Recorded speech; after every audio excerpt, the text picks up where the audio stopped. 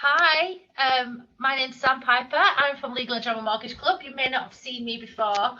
I do tend to work on the lender side of things, which is why I'm here looking after the wonderful, effervescent Brett Mason from Land Bay.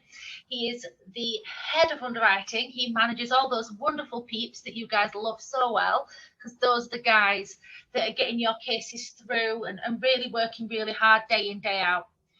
Little thing you might not know about the wonderful Brett is that Brett is actually an FA Level 1 qualified coach and is the assistant coach to the land-based sponsored kiddies, of which his gorgeous little boy is one of them.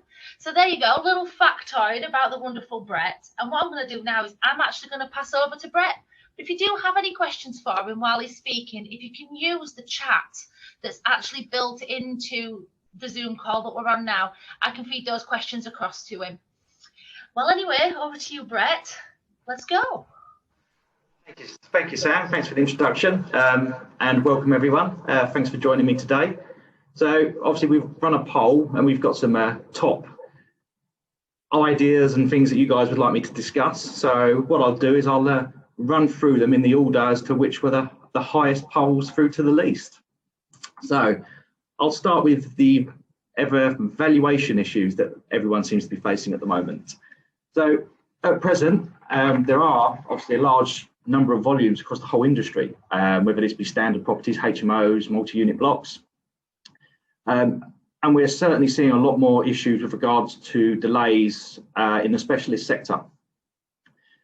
Now, the majority of delays we are seeing, not just around obviously availability, but what we're seeing from feedback from our valuation partners is it's all to do around the gaining of the access.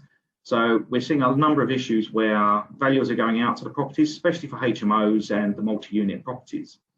And when they get there, either the tenants are saying, no, sorry, you're not coming in, or the key's not available for some of the flats. Now, that causes us issues, especially if we can't value each individual room in the properties. From a funding perspective, we have to have a valuation on every single room in that property. And if we can't get in there, the valuer has to go back out. And if they have to go back out, there's fees obviously applicable to your client for that. And if they can't get in at all, they will be charged an abortive fee. So then obviously a new fee would be required. So one of the things I would suggest is when speaking to your clients with regards to valuation issues, make sure that the tenants are aware that we are going and the date that we are going. So the valuer can get full access to each individual room or each individual unit within the multi-unit block.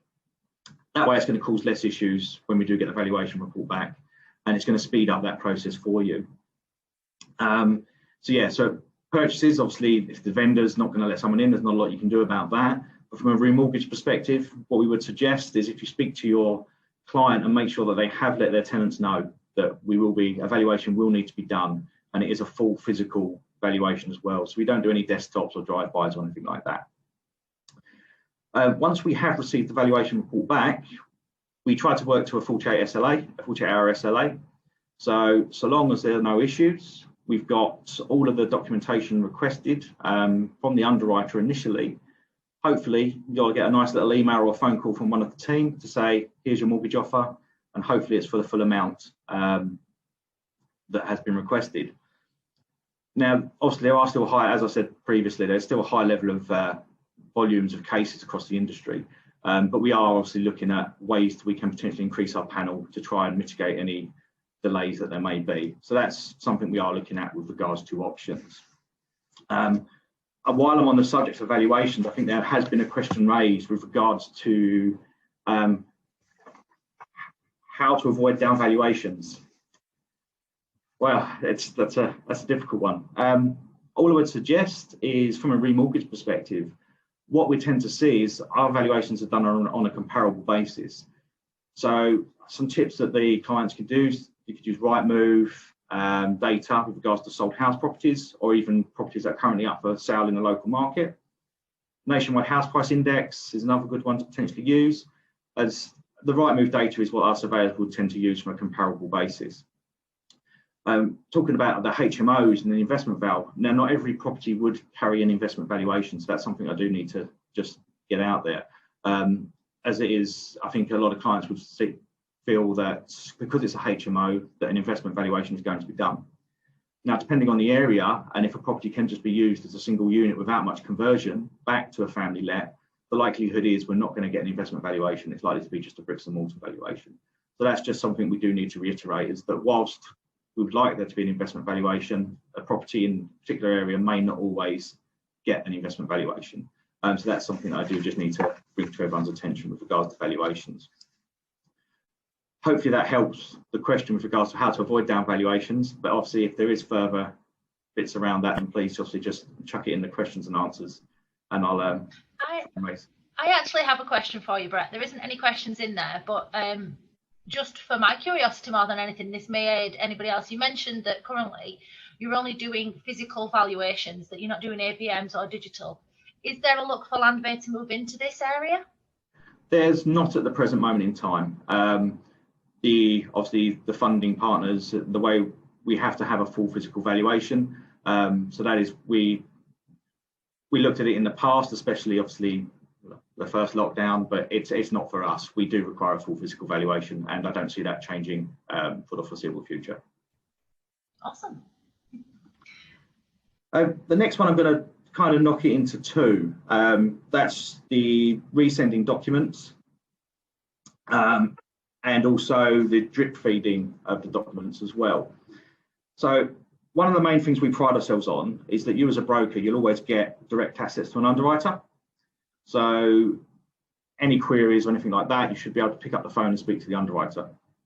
And this is always going to be the same person. So whoever picks up that first case, they will be your underwriter all the way through the process. They will be your point of contact. Unless, obviously, they decided to have some holiday, if I let them have some holiday, then you'll have someone else from the team. But it will always be, there'll always be a dedicated person to that underwriter. So it would always be one other person normally that would touch that case. So you wouldn't have multiple people touching a case. With regard to the requirements, so once an application is dipped with us, you should automatically get an email to say, let's get moving. And that kind of has a generic list of requirements. Now that is, as I said, it's just generic. It's kind of not tailor-made to the case. So it's just an idea as to what we might require. Once the underwriters pick the case up, what they will then do is they will then send you a specific list of requirements for that case. Now, what we tend to say is it's good if we can get them all in one go, because that speeds up the process for yourselves. As I said, we tend to work to a 48-hour SLA. So if we get it all in one go, they should all be looked at in 48 hours. If we get it drip fed, one bit here and now I'm aware your clients may send you information one bit every couple of days. So it's fine for it to be drip fed to us, but obviously if we do have it in one go, it does speed that process up. With regards to the uploading of documentation side of things, now we do prefer it be uploaded to the portal that you use for submitting the application. And the reason for that is that the underwriters will get a notification to say a document has been uploaded, so they can get that notification and they can work it straight away. You may get, some of the underwriters may say, well, actually, can you email the case? So when they send that initial email out to you, they'll always copy in the case reference number for the email. Now, it's fine. We're happy for you to send it to that email, no problems at all, and then we will upload that to the system for you. But one thing I do suggest and ask is that when you do send it, that you copy in the underwriter's personal email address. As unlike the portal upload, we don't get notified if you just email the case number. So you could email the case number, and then 3 or 4 days later, you could say, well, hang on a minute, no one's looked at this. And the reason being is we don't get a notification. So if you email the underwriter as well, they'll know it's there, and they can then obviously get that moving forward for you. So that would really help, and that would help speed up the process with regards to that. And I know it has been an issue in the past where potentially things have been sent to the case number and it's not been sent to the underwriter as well. And obviously that would mitigate that risk there with regards to that. So one thing I would say as well, on the documentation side of things, is at present we have a closed solicitors panel. So we're not actually accepting any new solicitors onto our panel at present. We have quite a large panel, and that panel can be found on our website. So one thing we would suggest is make sure that the solicitors being chosen by the customer are on our panel. If they're not, that's not an issue. We can go down the separate representation basis. All we would do is in that generic email, if you let us know on the application form, we'll send a list of 4 or 5 firms that we would allow to act for Land Bay. We don't stipulate who that could be, as we're aware the customer would like to have a choice, and there are cost implications obviously involved in that. So that's why we kind of give the 4 or 5 firms. The customer can just give them a call and they can get a quote then to act, so that firm can then act for us on that basis. Just by making sure that the solicitors are on the panel and getting that information up front, that does significantly reduce some of the delays that we see. Some of the delays that we do see are around solicitor situations, and more often than not, a customer might not choose the solicitors until they're ready to get their offer. But obviously, if that choice can be given to them right at the outset, then that would help hopefully speed up that process for you.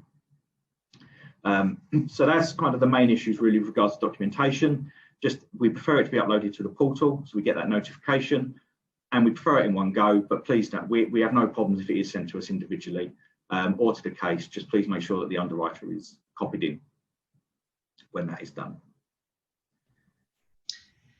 So no questions on that one, but going back to valuations, and I'm going to be honest to Gemma David Fernandez, I've had to Google what one of these words meant, and it's Latin.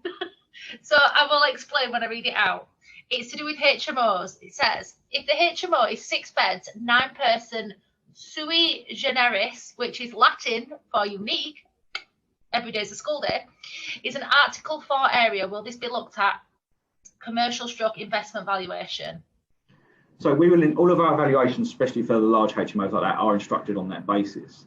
Now, all of the RICS guidance all does depend on the area, and obviously being a sui generis area, the likelihood is we will get an investment valuation back. But depending on what the valuer feels in the area, how the area is going, it may well be that they deem it not to have an uplift. So the likelihood is yes, it will be an investment, but it is all subject to the valuer confirming that it does have that investment basis. But to be honest, in the sui generis area, I haven't seen one at the moment. My team may tell me differently, but I haven't seen one where we haven't had an investment valuation come back on that basis. Thanks for that, Brett. I hope that answers your question, Gemma. No problems. And the last one, which I think was the least voted for, is the cases categorised incorrectly in pre-submission approval. So we here at Land Bay, we do have a very experienced team of underwriters within the department. They've all been around the block a few times, so to speak. So, and the BDMs as well. All of our BDMs we like to think are really approachable. And that both underwriters and BDMs will always look to help and do a case as long as they can, so long as it fits in our light lending appetite. And that applies to the phone team as well. So they're always there to pick the phone up, discuss some complex cases too. Underwriters are always available for them to speak to as well. So any complex cases, you'll always tend to get an underwriter approval before submission. But one of the things we do see is if a case has been agreed and it is slightly quirky, outside lending criteria, and we've agreed it, the case comes in and we have no notes to say it's been agreed, who it's been agreed by, and why it was agreed. Now that sometimes makes things a little bit difficult because the underwriters are going to look at the case, and from both obviously your perspective and our perspective, it's not good if you've agreed the case beforehand, and then one of my team decides to say, actually, no, this is not for us, we're not doing this. So what is best to do is, if we can, or if you can, put some notes on the application form to say it's been agreed and who it's been agreed by and what aspect has been agreed. Now, if there's not enough room on the application form, then just ping it in a Word doc and upload that document to the case when you submit the case. Because that way, as soon as the underwriter opens it, they'll know the case has been agreed. They can speak to that person. They can say, this has been agreed. Is it as you were told? Is it X, Y, Z? And then that would save any unnecessary questions that you then have to answer when we get asked. So hopefully that would speed that side of things up with regards to obviously knowing that it was agreed up front and cause less concerns and issues. One of the other things we seem to get is application forms are completed incorrectly. Now, a lot of this is around probably in corporations, knowing if it's a remortgage, knowing if it's a purchase, leases being created out of freehold. So they're the type of issues and they're the type of complex issues that we deal with a lot, and we have no concerns doing that. but obviously making sure that it's completed correctly on the application form up front, that will help the process speed up, and it will hopefully help it sail through a bit quicker for you. But as I said, our underwriters are always available for calls, as are the BDMs, as are the call team. So there are a fair few avenues you can give us a call on.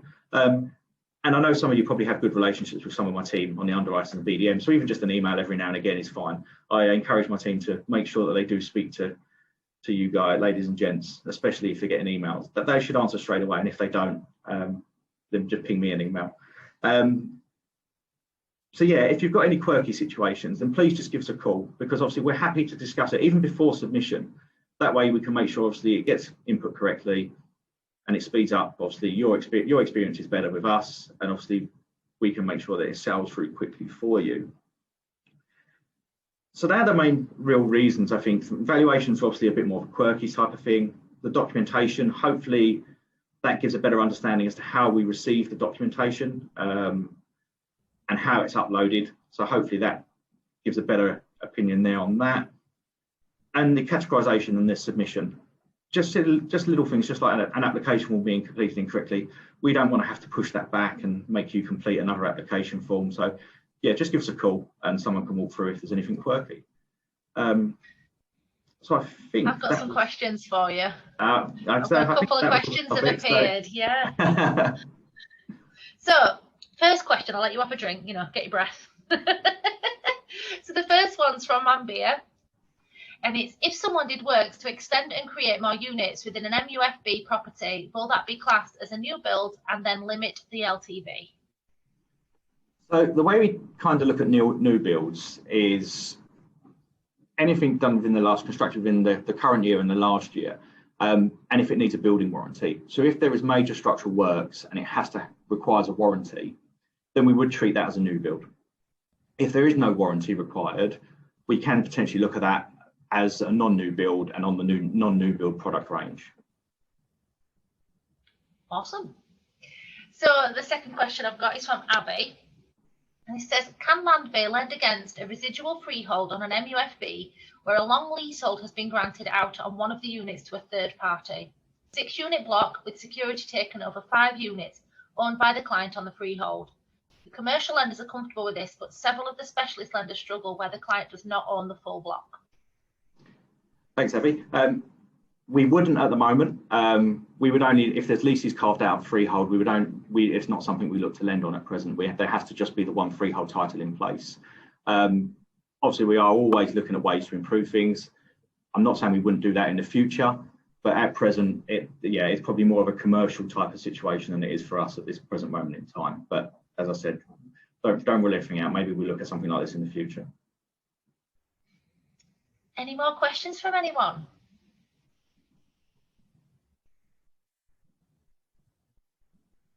I'm just giving them time to type in case there is. What I will say, Brett, is thank you ever so much for that. Just while everybody's typing, thank you ever so much. That was extremely informative, really, really informative. I know I learned a lot, and I don't place cases, so I can only imagine the amount of information that the advisors on the call have been able to take away from that and glean to enable them to do better business with yourselves at Landbay and just in general within the buy-to-let market, and really help those landlords and the professional landlords out to get the cases through that they need to get through. So I can't thank you enough. So really, really informative. Thank you. No worries at all. It's a pleasure. But obviously, everyone, please reach out. I mean, if you do have anything quirky, if you can't get hold of your BDM, then please just drop me an email. It's fine. I will reply to them all, I promise. But yeah, anything quirky, and my team are always happy to speak to people as well. So, and if there is any other feedback, then obviously, please, as I said, just drop me an email. It's not a problem. Oh, we have one more question appeared, and I will also nudge you to the chat. There is a BDM finder and a product and criteria finder on the website.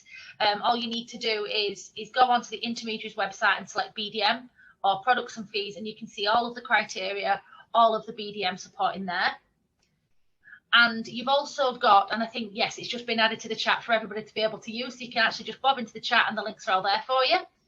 And the final question that I've got so far from Gary, if a property gets downvalued and we have evidence and good comparables, is there any right of appeal? Yes, there is. So if a valuation comes back and it is downvalued, if you do have good comparable evidence, just speak to the underwriter. We have an appeal form, and what we'll do is we'll ping that over. It just needs to be completed with details with regards to the appeal, the comparable evidence, any commentary that the applicant wishes to add, and ping that back over to us, and then we can ping it to our surveyors as an appeal route. So there is that right to appeal. That gave me flashbacks to my previous job. I used to work in post valuations, so I remember those being sent through. That was serious flashbacks to about 10 years ago. Any more for any more? Just give them time. If not, I think everybody can go and have a cup of tea. And as I always say in everything I host, you can only have a cup of tea if it's a Yorkshire tea. If it isn't a Yorkshire tea, it's not a proper tea. No, I think that's everything. And like I say, Brett, I can't thank you enough. So thank you for all the information. No problems at all. As I say, if anyone needs any further information, just drop me an email, and I can certainly give some more context to anything that anyone wants to know. It's not a problem at all. Brilliant. Well, thanks everybody for coming. It's been lovely to know you were there. We might not have been able to see you, but it's been lovely knowing that you're there supporting Land Bay and Brett in particular through this. So thanks ever so much for coming along. Thank you, everyone. Thanks.